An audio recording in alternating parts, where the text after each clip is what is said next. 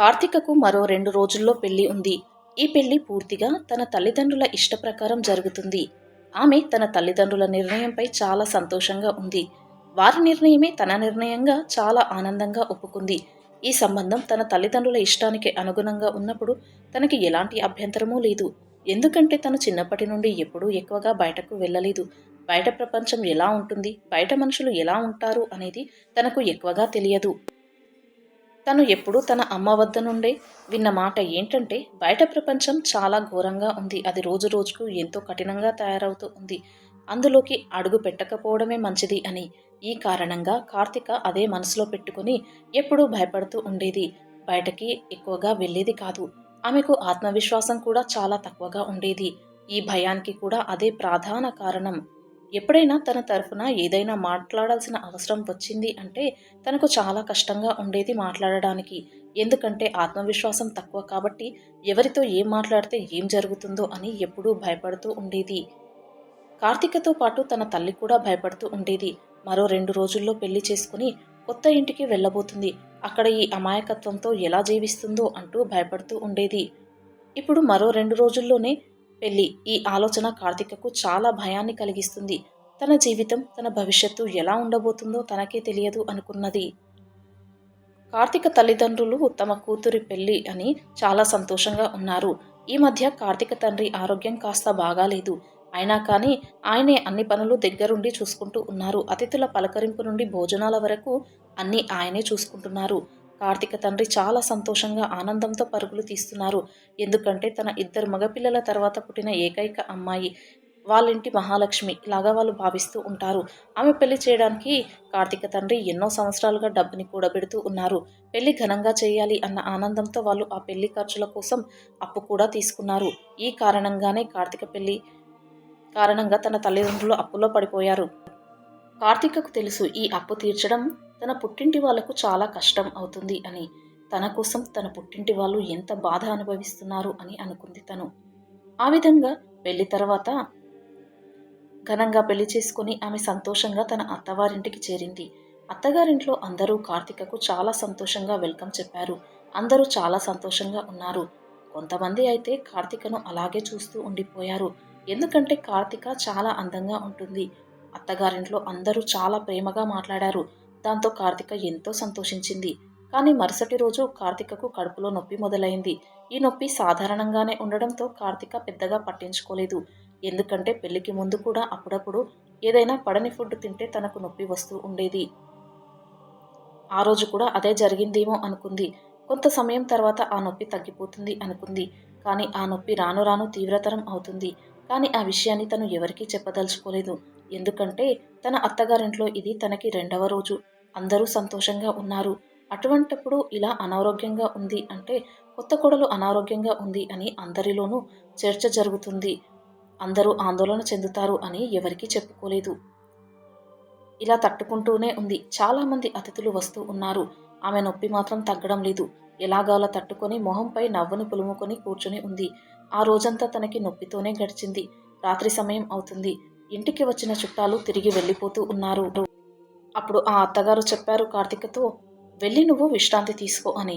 తన గదిలోకి వెళ్ళాక కార్తిక బెడ్పై పడుకొని విశ్రాంతి తీసుకుంది. అప్పుడు ఆమె కాస్త అలసట తగ్గి శాంతిగా అనిపించింది. ఉదయం నుంచి రెస్ట్ లేకుండా ఉండడం వలన ఆమె ఇంకా ఎక్కువగా అలసిపోయింది. అలాగే కడుపు నొప్పి కూడా ఉండడంతో ఇప్పుడు ఆమె గదిలోకి వచ్చి నిశ్శబ్దంగా పడుకొని ఉంది.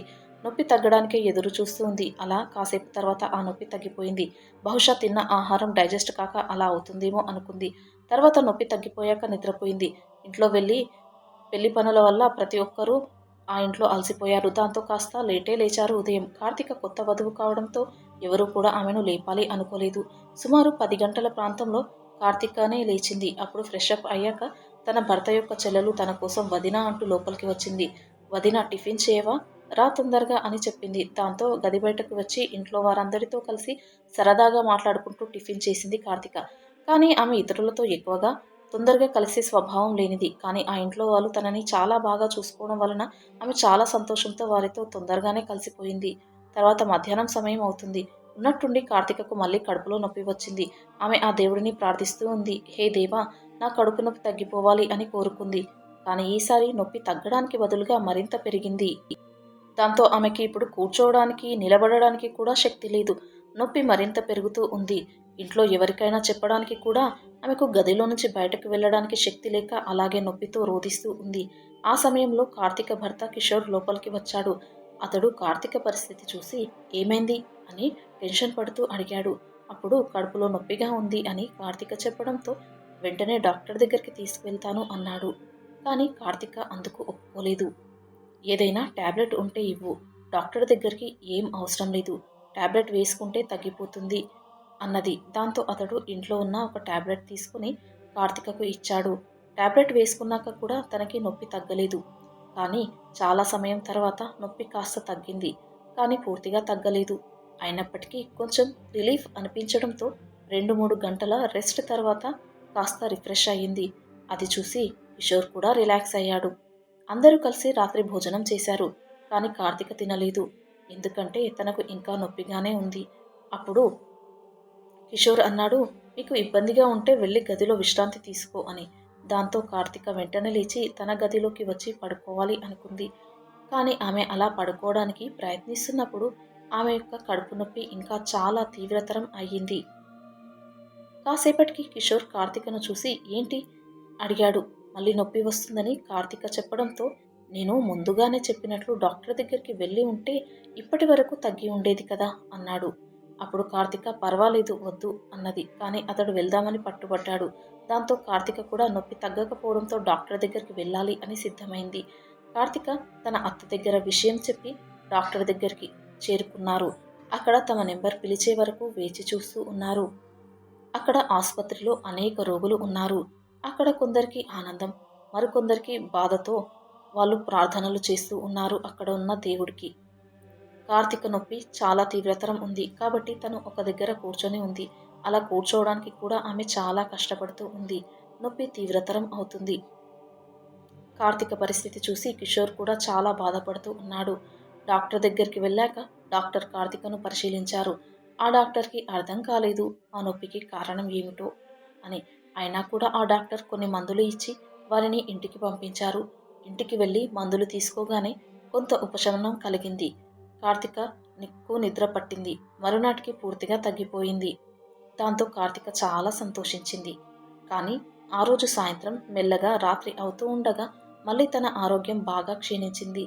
దాంతో కిషోర్ వెంటనే తనని ఆసుపత్రికి తీసుకువెళ్ళగా డాక్టర్ అప్పుడు అన్నాడు, అల్ట్రాసౌండ్ చేయాలి అని సలహా ఇచ్చారు. అలా అల్ట్రాసౌండ్ చేస్తే గానీ అసలు ఈ నొప్పి ఎందుకు వస్తుందో మనం కారణం చెప్పలేము అని ఆ డాక్టర్ చెప్పారు. అలా కార్తికకు అల్ట్రాసౌండ్ చేశారు. ఆ రిపోర్టు రావడానికి ఇంకా కాస్త సమయం ఉండడంతో తన ఆరోగ్యం ఇంకా క్షీణిస్తూ ఉంది. దాంతో అప్పటికి తనకు అత్యవసరంగా మళ్ళీ చికిత్స చేయాల్సిన పరిస్థితి ఏర్పడింది. ఆ డాక్టర్ తనకి నొప్పి తగ్గడానికి ఇంజెక్షన్ ఇచ్చారు. కొంచెం సమయం తర్వాత అల్ట్రాసౌండ్ రిపోర్ట్ వచ్చింది. డాక్టర్ అది చదువుతున్నాడు. అప్పుడు కిషోర్ అడిగాడు, డాక్టర్ రిపోర్ట్లో ఏముంది అని. ఆ డాక్టర్ చెప్పిన మాటలు విని కార్తికకు కళ్ళు తిరిగిపోయాయి. తనని తానే నమ్మలేకపోయింది. కిషోర్ ఆమె వైపు చాలా కోపంగా చూస్తున్నాడు. ఎంతో అసహ్యించుకునేలాగా చూస్తున్నాడు. అసలు డాక్టర్ చెప్పిందేంటంటే, కొన్ని నెలల క్రితం మీరు అబార్షన్ చేసుకున్నారు. అందువలన ఈ నొప్పి వస్తుంది అని చెప్పాడు. కానీ ఇది ఎలా జరుగుతుంది? మా వివాహం జరిగి కేవలం 3 రోజులు మాత్రమే అవుతుంది అని కిషోర్ చెప్పాడు. తర్వాత డాక్టర్ ఆశ్చర్యంగా మరియు ద్వేషంతో కార్తికను గమనిస్తున్నాడు. తర్వాత కిషోర్తో చెప్పాడు, మీరు భార్యాభర్తలు ఇంటికి వెళ్ళి మాట్లాడుకోండి అని చెప్పాడు. దాంతో కిషోర్ చాలా అసహ్యంగా, కోపంగా కార్తికను చూస్తూ ఉన్నాడు. కార్తికకు వారి చూపులు, వారి మాటలు చాలా అయోమయంగా మరియు ఎంతో బాధగా అనిపిస్తున్నాయి. తనకు తెలుసు తాను దోషి కాదని. అయినా కూడా వారి ముందు ఇప్పుడు తను తల వంచుకొని కూర్చోవాల్సి వచ్చింది. అక్కడ ఉన్న నర్సులు తనని చూస్తూ ఒకరితో ఒకరు చెవిలో ఏవో మాటలు చెప్పుకుంటూ ఉన్నారు. ఇక డాక్టర్ కూడా ద్వేషభరితమైన దృష్టితో చూస్తూ ఉన్నారు. కిషోర్ మాత్రం చాలాసేపు మౌనంగా కూర్చొని నేలవైపు చూస్తూ షాక్లో ఉండిపోయాడు. కార్తికకు అసలు తన యొక్క వివరణను ఇవ్వడానికి ఒక్క మాట కూడా అవకాశం ఇవ్వలేదు. దాంతో కార్తికకు అర్థం అవడం లేదు. తనని తాను నిర్దోషి అని వాళ్ళను ఎలా నమ్మించాలో. ఆ సమయంలో తనకు తన తల్లి యొక్క మాటలు గుర్తుకు వచ్చాయి. ఈమె చాలా అమాయకురాలు, అస్సలు మాట్లాడడం తెలియదు. తన యొక్క భావాలను వ్యక్తపరచడం తెలియని అమ్మాయి ఎలా బ్రతుకుతుందో అంటూ తన తల్లి ఆందోళన చెందిన సమయాన్ని ఆమె గుర్తుకు చేసుకుంది. కార్తికకు తెలుసు తనకు ఆత్మవిశ్వాసం చాలా తక్కువగా ఉంటుంది. తను ఎప్పుడూ తన గురించి మాట్లాడడం నేర్చుకోలేదు. కానీ ఈ ప్రత్యేక సమయంలో తనపై ఇంత నిందలు జరుగుతున్నప్పుడు తన పెదవులు మూసుకొని ఉన్నాయి. కానీ దీనికి మనసు అస్సలు అంగీకరించలేకపోతుంది. అసలు నేను ఏం చెప్పాలి? ఏం మాట్లాడాలి? నాకు తెలియడం లేదు. నా తల్లి అన్నట్టుగా నేను మాట్లాడడం ఎందుకు నేర్చుకోలేదు? అదే ఇప్పుడు నాకు శాపంగా మారింది అంటూ బాధపడుతూ ఉంది. అప్పుడు మరి కాసేపట్లో నర్సు వచ్చి నోట్లో ఏవో డ్రాప్స్ వేసింది. దాంతో తన పొట్టనొప్పి కాసేపయ్యాక తగ్గింది. తను అసలు ఎప్పుడూ ప్రెగ్నెంట్ కాలేదు. అలాంటప్పుడు డాక్టర్ ఎందుకు ఇలా అన్నాడో తనకే అర్థం కాలేదు. ట్రీట్మెంట్ తర్వాత కిషోర్ కార్తికను తీసుకొని ఇంటికి వెళ్ళాడు. అతడు చాలా కోపంగా, అసహ్యంగా తనని చూస్తూ ఉన్నాడు. అతడిని చూసి కార్తిక ఎంతో భయపడుతూ ఉంది. అసలు డాక్టర్ ఎందుకు ఇలా అబద్ధం చెప్పాడు అని అనేక ప్రశ్నలు ఆమె మదిలో తిరుగుతూ ఉన్నాయి. దానితో పాటుగా తలనొప్పిగా ఉంది తనకి. దాంతో తన గదిలోకి వెళ్ళిపోయింది. కానీ కిషోర్ మాత్రం సూటిగా తన తల్లి గదిలోకి వెళ్ళాడు. కార్తికను మాత్రం ఒక్క మాట కూడా అడగలేదు. అతడు డాక్టర్ చెప్పిన మాటలే పూర్తిగా నమ్మాడు. కార్తిక ఎంతో ఏడుస్తూ ఉంది. ఇంతలోనే కిషోర్ తల్లి కార్తిక దగ్గరికి వచ్చి తనని ఎన్నో ఘోరమైన మాటలు అంటూ ఉంది. అలా అంటూ ఎన్నో తిడుతూ తన కార్తిక తల్లిదండ్రులకు ఫోన్ చేసి ఎంతో తిట్టింది. మీరు వచ్చి మీ సంస్కారహీనురాలైన కూతుర్ని తీసుకువెళ్ళండి. మీ చరిత్రహీనురాలైన కూతుర్ని మీ ఇంటికే తీసుకువెళ్ళండి. మా ఇంటికి ఇటువంటి కోడలు అవసరం లేదు. అయినా ఎంతెంత మోసం చేసి మా ఇంటికి కోడలుగా పంపిస్తారా అంటూ నానా రకాలుగా వారిని ఎంతో తిడుతూ ఉంది. ఈ సమయంలో కిషోర్ చాలా మౌనంగా నిలబడి ఉన్నాడు. కార్తిక కన్నుల నుండి నీళ్లు కారిపోతూ ఉన్నాయి. ఎవరు తనని ఒక్క మాట కూడా అడగడం లేదు అసలు ఏంటి అని. నేరుగా వాళ్లే తీర్పు ఇచ్చారు. కానీ ఇప్పుడు తన తల్లిదండ్రులు ఈ మాటలు విని ఎంత తల్లడిల్లిపోతున్నారో, వారి హృదయాలు ఎంత ముక్కలయ్యాయో తనకే అర్థమైంది. ఇంకా ఎంతో బాధపడుతూ ఉంది. తనకి వివాహం చేయడానికి తన తండ్రి చాలా కష్టపడ్డాడు. ఎన్నో చోట్ల అప్పులు తీసుకున్నారు. పెళ్లి జరిగిన 3 రోజులకే ఇంత ఘోర అవమానం జరుగుతుంది. పైగా కిషోర్ కళ్ళల్లో ఆమె పట్ల ఆగ్రహం, అతడి ద్వేషం ఆమెకు ఇంకా బాధను కలిగిస్తున్నాయి. తల్లిదండ్రులు వచ్చాకైనా తనకు మాట్లాడే అవకాశం ఉంటుంది. అప్పుడు మాట్లాడవచ్చు అని అనుకుంది కార్తిక. అప్పుడు నిజానిజాలు బయటపడిపోతాయి అనుకుంది. తన తల్లిదండ్రులు వచ్చారు. వాళ్ళు వస్తూనే వారిపై ఈ ఇంట్లోని ఉన్న వాళ్ళందరూ అరవడం మొదలుపెట్టారు. అలాగే కార్తికపై కూడా అరుస్తూ ఉన్నారు. ఎంతటి మోసం చేసి మీ అమ్మాయిని మాకు అంటగట్టారు. ఇంతటి చరిత్రహీనురాల్ని మాకు అప్పచెప్తారా? మీపై కేసు వేస్తాం అంటూ ఉన్నారు. అక్కడున్న ప్రతి ఒక్కరూ కార్తికను ద్వేషంతో చూస్తూ ఉన్నారు. దాంతో ఆమె ఏడుస్తూ కన్నీటిని కారుస్తూ నిలబడింది. తనకు ఏమీ అర్థం కావడం లేదు. కిషోర్ యొక్క బామ్మ ఎన్నో అశ్లీలమైన పదాలతో సూటిపోటి మాటలు అంటూ ఉంది. కార్తిక తల్లి తన కూతుర్ని ఓదార్చడానికి ప్రయత్నిస్తూ ఉంది. కానీ వారి అనే మాటలతో ఆమె కూడా కుప్పకూలిపోతూ ఉంది. కార్తిక తల్లిదండ్రులు చెప్పారు, లేదు మా అమ్మాయి అటువంటిది కాదు, ఎక్కడో ఏదో పొరపాటు జరిగి ఉంది అని చెప్తున్నారు. కానీ వాళ్ళు ఆ తల్లిదండ్రుల మాటలు అసలు ఏవీ కూడా వినడం లేదు. ఏంటి ఇంత క్లియర్గా డాక్టర్ చెప్పాడు, రిపోర్ట్స్ కూడా వచ్చాయి, ఇంకా ఏంటి తెలుసుకునే నిజాలు? మీరు మర్యాదగా మీ అమ్మాయిని ఇక్కడి నుంచి మీ ఇంటికి వెంటనే తీసుకువెళ్ళండి. త్వరలోనే విడాకులు మరియు పోలీసులు కేసులు మీ ఇంటికి వస్తాయి అని చెప్పారు. లేదు మీరు అంత పని చేయకండి, అసలు నిజం ఏంటో తెలుసుకునే ప్రయత్నం చేద్దాము అని కార్తిక తండ్రి వారిని ఎంతో ప్రాధేయపడుతూ అన్నారు. అప్పుడు కార్తిక భర్త కిషోర్ అన్నాడు, ఇటువంటి చరిత్రహీనురాలైన భార్య నాకు అవసరం లేదు. మీరు వెంటనే నా కళ్ళ ముందర నుండి ఆమెను తీసుకువెళ్ళండి. లేదంటే నేనేం చేశానో అసలు నాకే తెలియదు అంటూ కోపంతో అరిచాడు. దాంతో చేసేది లేక ఎంతో బాధపడుతూ తమ కూతుర్ని అక్కడి నుంచి ఆ తల్లిదండ్రులు ఎన్నో అవమానాలు పడి ఇంటికి తీసుకువచ్చారు. అలా ఇంటికి వచ్చాక ఆ ఇంట్లో పెద్ద గొడవే జరిగింది. కార్తిక అన్నయ్యలు డాక్టర్ చెప్పిన మాటలు విని పిచ్చి కోపంతో ఉన్నారు. కార్తికను కొట్టి చంపాలి అనుకున్నారు. నువ్వు మా పర్వంతా తీసేశావు, ఎంతో అల్లారు ముద్దుగా పెంచాము, అటువంటిది ఇంతటి ఘోరమైన పాపం చేసి మమ్మల్ని తలెత్తుకోలేకుండా చేస్తావా? అసలు నువ్వు బ్రతికి ఉండకూడదు అని కొడుతూ ఉన్నారు. కార్తిక ఏమీ అనకుండా ఏడుస్తూ అలాగే నిలబడిపోయింది. తను తన భర్త అత్తమామలకి ఒక్క మాట కూడా చెప్పలేకపోయింది. ఇక తన అన్నలకి ఏం చెప్పగలుగుతుంది? తన నోటి నుండి ఒక్క మాట కూడా బయటికి రావడం లేదు. ఇంతలో తన తల్లిదండ్రులు మధ్యలో వచ్చి ఆ అన్నల బారి నుండి కార్తికను కాపాడారు. ఈ వార్త ఆ కుటుంబంలో అంతటా వ్యాపించింది. తను పెళ్లి కంటే ముందే ఇలా చేసింది అని అందరూ అసహ్యించుకుంటూ ఉన్నారు. కార్తీక తల్లిదండ్రులు రాత్రంతా తన భవిష్యత్తు గురించి ఆలోచిస్తూ గదిలో కూర్చొని ఉన్నారు. కార్తీక ఇక నా భవిష్యత్తు చెల్లాచెదరైపోయింది అంటూ ఏడుస్తూ ఉంది. క్షణం ఒక యుగంలాగా గడుస్తూ ఉంది. ఉదయం తన గదిలోకి కార్తీక తల్లిదండ్రులు వచ్చారు. వచ్చి కార్తీక తల్లి చెప్పింది, "నువ్వు రెడీ అవ్వు వెంటనే" అని. అప్పుడు కార్తీక ఎటువంటి ప్రశ్న కూడా అడగలేదు ఎక్కడికి అని. ఆమె రెడీ అయి వచ్చింది. అప్పుడు కార్తీక తల్లి చెప్పింది, "కార్తీక, నీపై మాకు ఎంతో నమ్మకం ఉంది. ఇందులో ఏదో పొరపాటు జరిగే ఉంటుంది. మనం మరొక్కసారి ఆ హాస్పిటల్‌కి వెళ్లి ఒకసారి ఆ డాక్టర్‌ని కలుద్దాం" అన్నారు. కార్తీక తల్లిదండ్రులు కార్తీకపై పూర్తి విశ్వాసంగా ఉన్నారు. తమ కూతురు ఎటువంటి తప్పు చేయదు అని వారి దృఢ సంకల్పం. ఎందుకంటే ఆమె వారి కళ్ళ ముందే తన జీవితాన్ని గడిపింది. ఆమె ఎటువంటిదో, ఆమె స్వభావం ఎటువంటిదో బాగా తెలుసు. కాబట్టి తను తప్పు చేసింది అని వాళ్ళు అస్సలు నమ్మలేదు. అలా వాళ్ళు ఆ రాత్రంతా ఆలోచించి ఆ డాక్టర్‌కి మళ్ళీ ఒకసారి చూపించి నిజానిజాలు బయటపడేలా చేయాలి అని భావించారు. దాంతో ఆ రోజు వాళ్ళు మళ్ళీ ఆస్పత్రికి వెళ్లారు. కార్తీక భర్త కిషోర్‌ని కూడా కార్తీక్ తండ్రి ఫోన్ చేసి హాస్పిటల్‌కి రమ్మని పిలిపించారు. కిషోర్‌కి రావాలని లేకపోయినా కార్తీక తండ్రి ఎంతో బలవంతం పెట్టడంతో ఇష్టం లేకున్నా వచ్చాడు. ఆసుపత్రిలో కిషోర్ కార్తీకను చూసి చాలా అసహ్యంగా అటువైపు తిప్పుకున్నాడు మొహాన్ని. దాంతో ఆమె కన్నీటి పర్యంతమయింది. అలా వాళ్ళ నెంబర్ వచ్చే వరకు వెయిట్ చేస్తూ ఉన్నారు. వాళ్ళ నెంబర్ రాగానే కార్తీక తన అమ్మగారితో కలిసి డాక్టర్ దగ్గరికి వెళ్ళింది. డాక్టర్ తనని చూసిన వెంటనే గుర్తించి అసహ్యమైన చూపులతో చూస్తున్నాడు.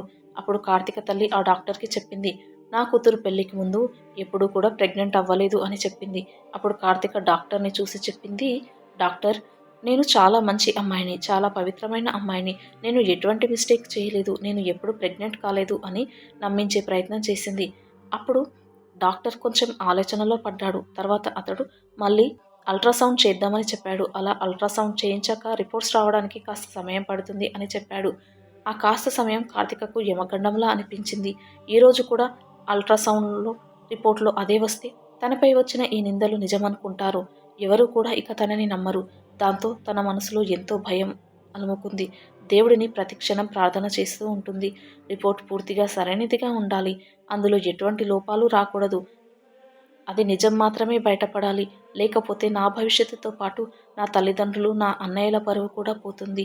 మా కుటుంబం పరువు, ప్రతిష్ట పూర్తిగా నాశనం అవుతుంది. ఈ అబద్ధపు నిందతో సమాజంలో అవమానపూరితంగా బ్రతకాలి. ఈ అవమానపు మచ్చ కంటే ఆత్మహత్య చేసుకుంది మేలు. కాకపోతే నా ఒక్క ఆమె వలన నా కుటుంబమంతా బాధపడాల్సి వస్తుంది. చేయని తప్పుకు నిందలు పడాల్సి వస్తుంది అంటూ తన మనసులో ఎంతో బాధ, భయపడుతూ ఆ దేవుడిని ఎన్నో విధాలుగా ప్రార్థిస్తూ ఉంది. కొద్ది సమయం తర్వాత అల్ట్రాసౌండ్ రిపోర్ట్ వచ్చింది. రిపోర్ట్ తీసుకుని డాక్టర్ దగ్గరికి తిరిగి వెళ్లారు వాళ్ళు. ఈసారి కార్తీక వెంట తన అమ్మతో పాటు భర్త, తండ్రితో పాటు తన అత్తగారు కూడా వచ్చారు. ఆమె వస్తూనే అన్నది, "ఇంకా ఏంటిది డాక్టర్‌కి చూపించేది? ఎన్నిసార్లు చూపిస్తే మాత్రం నిజం అబద్ధం అవుతుందా ఏంటి?" అంటూ ఉంది. కానీ దేవుడి దయ వలన ఏంటో తెలియదు. కానీ కిషోర్ మాత్రం సైలెంట్‌గా ఉన్నాడు. కార్తీక ఒక నేరం చేసిన ఆమెలాగా ఆ డాక్టర్ ముందు తల వంచి కూర్చొని ఉంది. ఆమె వెనకాల తన కుటుంబం మొత్తం నిలబడి ఉంది. డాక్టర్ మాటలలో తనకు కొత్త జీవితం ఇవ్వగలిగినవి ఉండొచ్చు. లేదా తన ప్రాణాలే కోల్పోయే విధంగా ఉండవచ్చును. ఇప్పుడు తన యొక్క జీవితం ఆ డాక్టర్ చేతిలో ఉంది. దాంతో అందరూ అతడు చెప్పే మాటకై ఎదురు చూస్తూ ఉన్నారు. కొంత సమయం డాక్టర్ ఆ రిపోర్ట్‌ని పరిశీలించారు. ఆ తర్వాత అతడు తన ముందు రిపోర్ట్‌ని అడిగాడు. దాంతో కార్తీక తన బ్యాగ్‌లో నుండి తీసి ఆ ముందు రిపోర్ట్‌ని అతడి ముందు పెట్టింది. అతడు చాలాసేపు ఆ 2 రిపోర్ట్‌లను చాలా శాంతంగా పరిశీలించాడు. దాంతో అతడి మొహంలో ఒక విధమైన ఎక్స్‌ప్రెషన్స్ పెట్టాడు. అలా పెడుతూ అతడు చెప్పాడు, "మీకు వస్తున్న ఈ నొప్పి బహుశా ఫుడ్ పాయిజన్ వలన వచ్చి ఉంది. దాంతోనే ఆ విధంగా మీకు నొప్పి వస్తూ ఉంది. మీకు తరచుగా ఇలా అవుతూ ఉండడం వలన మీ లివర్ మీద కూడా కాస్త వాపు వచ్చింది. అందుకే ఈ నొప్పి వస్తుంది" అని చెప్పాడు. అది విని కార్తీక తల్లి అన్నది, "అంటే నా కూతురు ప్రెగ్నెంట్ కాదు కదా" అని. అవునన్నట్టు తలూపాడు ఆ డాక్టర్. అప్పుడు కార్తీక, "మునుపటి రిపోర్ట్‌లో మీరు చెప్పారు ఈ అమ్మాయి ఇంతకుముందు ప్రెగ్నెంట్ అని" అడిగింది కార్తీక అత్త. అప్పుడు ఆ డాక్టర్ చెప్పాడు, "మునుపటి రిపోర్ట్‌లోనే ఈ తప్పు జరిగింది. ఏంటి అంటే ఈమె పేరు కార్తిక. ఇంకా మునుపటి రిపోర్ట్ పేరు కూడా కార్తిక అనే అమ్మాయిది.